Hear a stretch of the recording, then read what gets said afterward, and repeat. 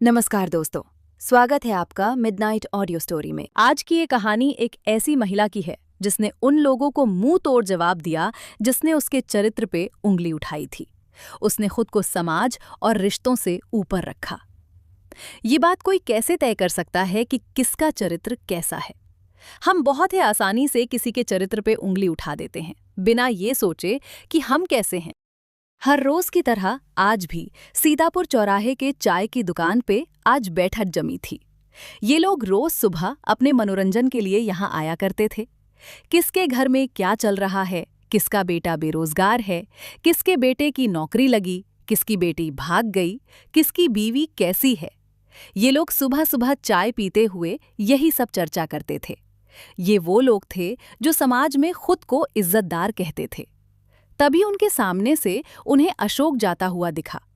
अशोक एक किसान था जिसके पास उसकी एक जमीन थी। वो उसी पे खेती करके अपना घर चलाता था।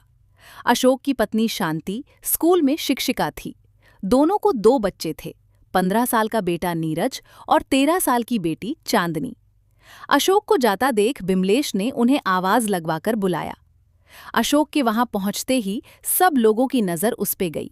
वहां मौजूद एक शख्स ने उनसे पूछा, और भाई अशोक, घर पे सब ठीक तो है ना? बाल बच्चे सब खैरियत से तो हैं? अशोक ने बोला, हाँ भाई, घर में सब ठीक है।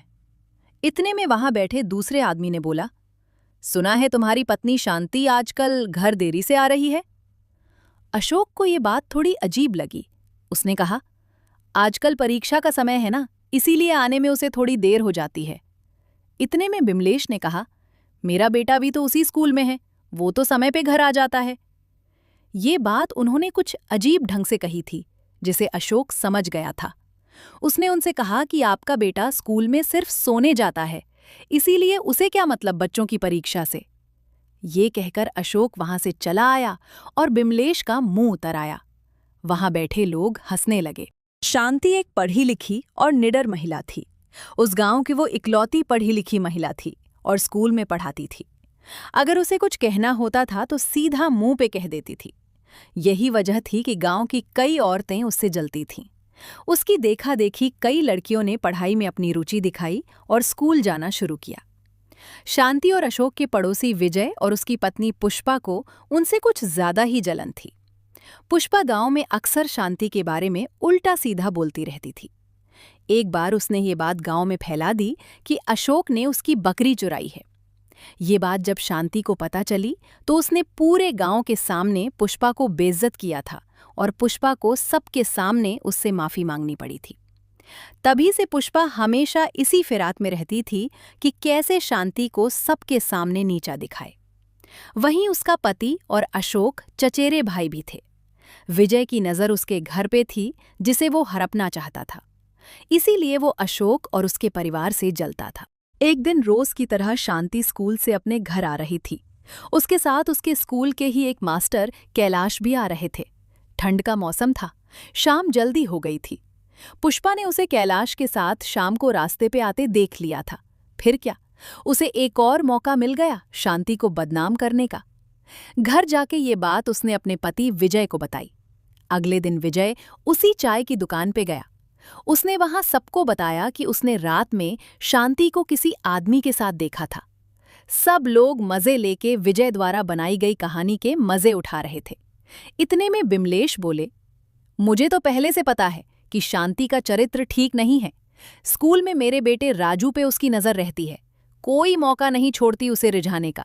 वो तो हमने संस्कार ही ऐसे दिए हैं अपने बच्चों को कि ऐसे लोगों से दूर ही रहते हैं।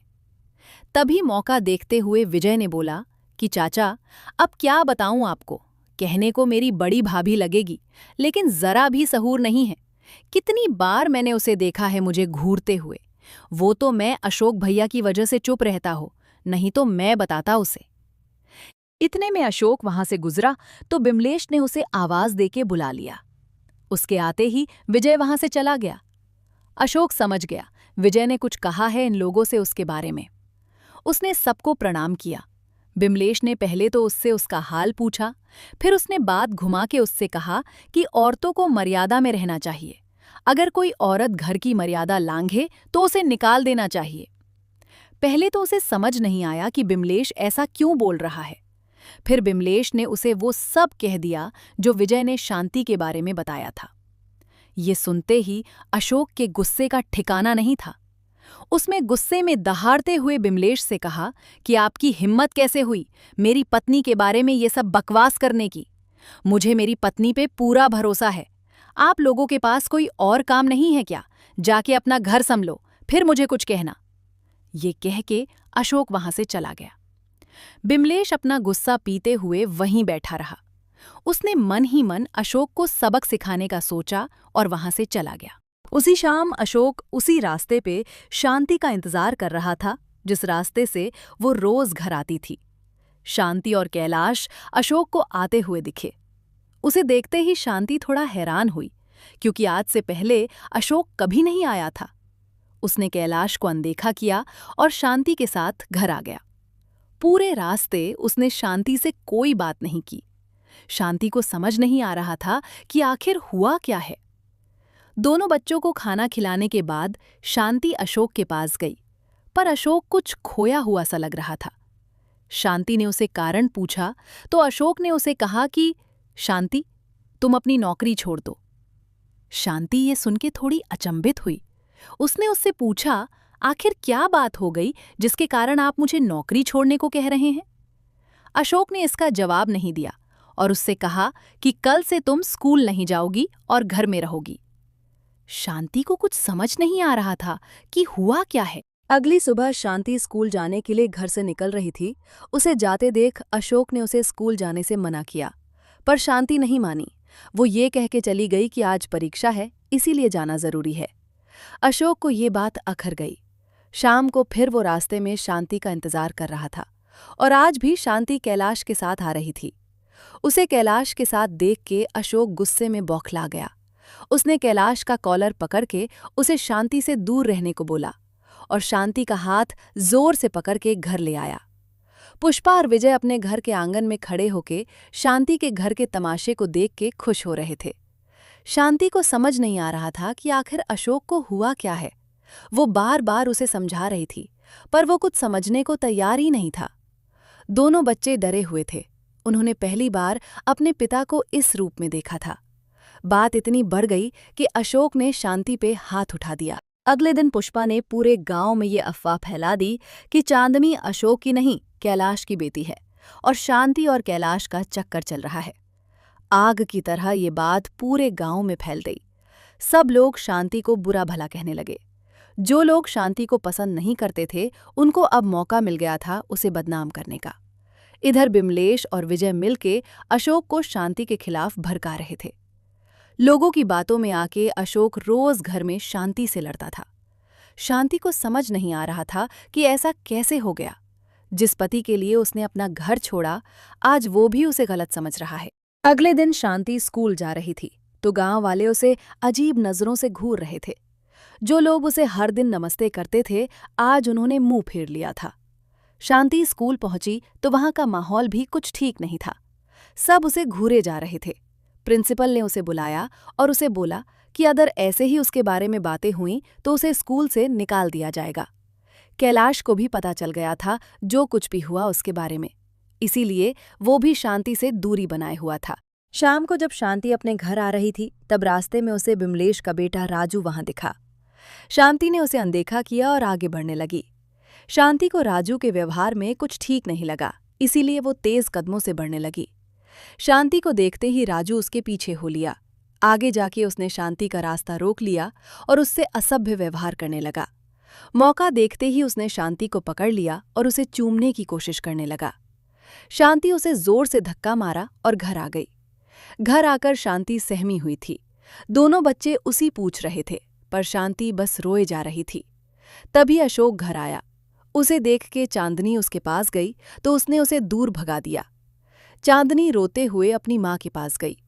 शांति ने सारी बात अशोक को बताई, पर अशोक ने उसकी बात नहीं सुनी। अगले दिन गांव में एक और अफवाह फैली कि शांति ने राजू को रात में बहाने से मिलने बुलाया और उसके साथ असभ्य व्यवहार करने लगी।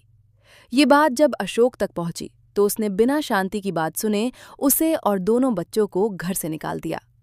शांति ने फैसला किया कि वो ये घर छोड़ के तब तक नहीं जाएगी जब तक वो उन लोगों को सबक ना सिखा दे जिन्होंने उसे बदनाम किया है। अगली सुबह शांति फिर स्कूल जाने के लिए तैयार हुई।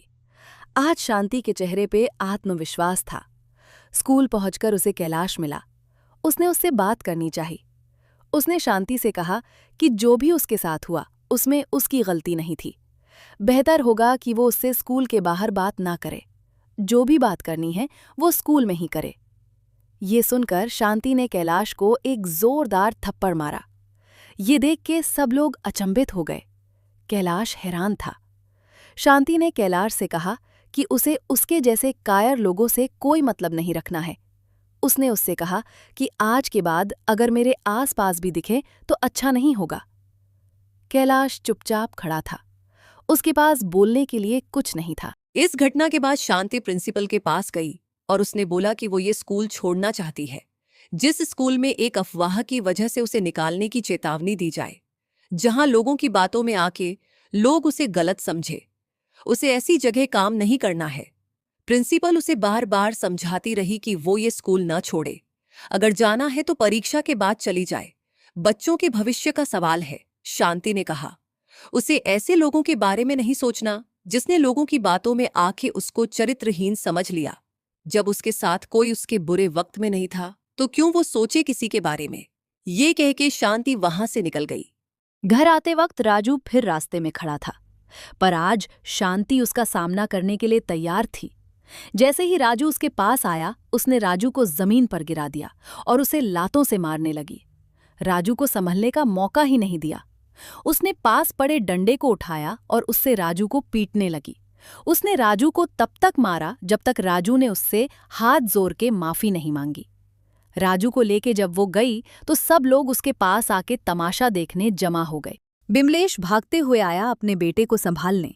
जब उसने राजू से पूछा ये किसने किया है, तो राजू ने शांति की तरफ इशारा किया। ये सुनके बिमलेश शांति की तरफ उसे मारने आया, तो उसी डंडे से उसने बिमलेश को 4-5 डंडे लगा दिए। बिमलेश चिल्लाने लगा, ये कुलक्षणी पगला गई है। ये सुनके शांति ने फिर उसे मारा। फिर उसने राजू को बोला सच बताने के लिए। राजू ने बताया गलती उसकी थी, शांति की नहीं। उसने रास्ते में शांति का रास्ता रोक के उसके साथ गलत व्यवहार किया था। वहां अशोक भी था। तभी वहां कैलाश भी आ गया। उसने अशोक को बताया उसके और शांति के बीच ऐसा कुछ नहीं है।